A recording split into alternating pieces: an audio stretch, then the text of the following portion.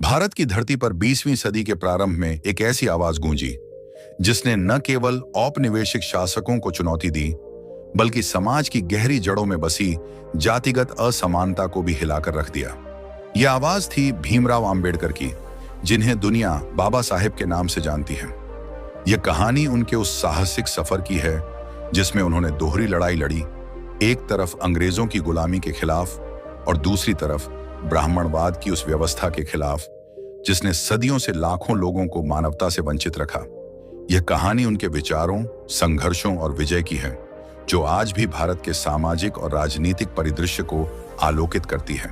1913 में जब भीमराव आंबेडकर न्यूयॉर्क के कोलंबिया विश्वविद्यालय में अपनी पढ़ाई शुरू कर रहे थे, उनके मन में भारत की स्थिति को लेकर कई सवाल उठ रहे थे। विदेश की धरती पर उन्होंने देखा कि समाज में समानता संभव है। वहां कोई छुआछूत नहीं थी, कोई जातिगत भेदभाव नहीं, लेकिन भारत में स्थिति बिल्कुल उलट थी।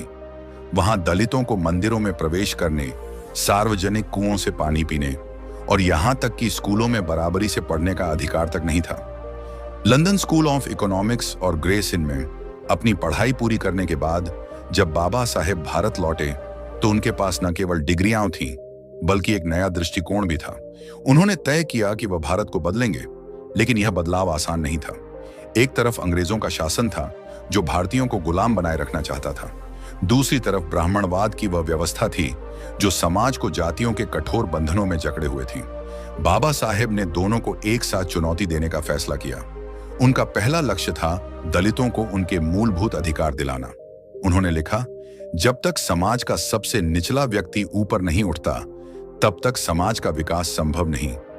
यह विचार उनके हर कार्य का आधार बना। 1927 में महाराष्ट्र के महाड़ में एक ऐतिहासिक घटना घटी जिसने बाबा साहेब को राष्ट्रीय स्तर पर चर्चा में ला दिया। महाड़ का चवदार तालाब दलितों के लिए वर्जित था। बाबा साहेब ने इस अन्याय के खिलाफ सत्याग्रह का आह्वान किया। हजारों दलित उनके नेतृत्व में तालाब की ओर बढ़े। यह केवल पानी की लड़ाई नहीं थी, यह सम्मान, समानता और मानवता की लड़ाई थी। बाबा साहेब ने सभा को संबोधित करते हुए कहा, यह तालाब ईश्वर ने नहीं बनाया, इसे मनुष्यों ने बनाया है, और अगर मनुष्य इसे बनाकर हमें इससे वंचित कर सकते हैं तो हम भी मनुष्य हैं और अपने हक के लिए लड़ सकते हैं। उनके शब्दों में इतनी ताकत थी कि लोगों में नया जोश जागा। हालांकि सवर्ण समुदाय ने इसका विरोध किया।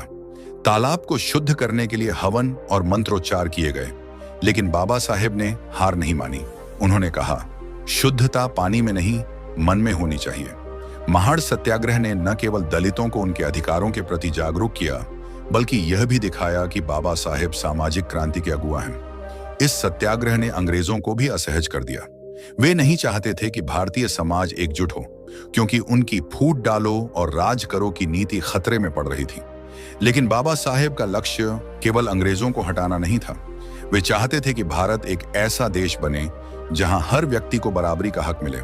महाड़ सत्याग्रह के बाद बाबा साहेब ने ब्राह्मणवाद की जड़ों पर और गहरा प्रहार किया। 25 दिसंबर 1927 को उन्होंने मनुस्मृति को सार्वजनिक रूप से जलाने का फैसला किया। मनुस्मृति वह ग्रंथ थी जिसे ब्राह्मणवाद का आधार माना जाता था। इसमें दलितों, शूद्रों और महिलाओं के खिलाफ कई नियम थे जो उन्हें गुलाम बनाए रखने के लिए बनाए गए थे। बाबा साहेब ने सभा में कहा, यह ग्रंथ कोई ईश्वरीय रचना नहीं है, यह मनुष्यों द्वारा लिखा गया है और उसने समाज को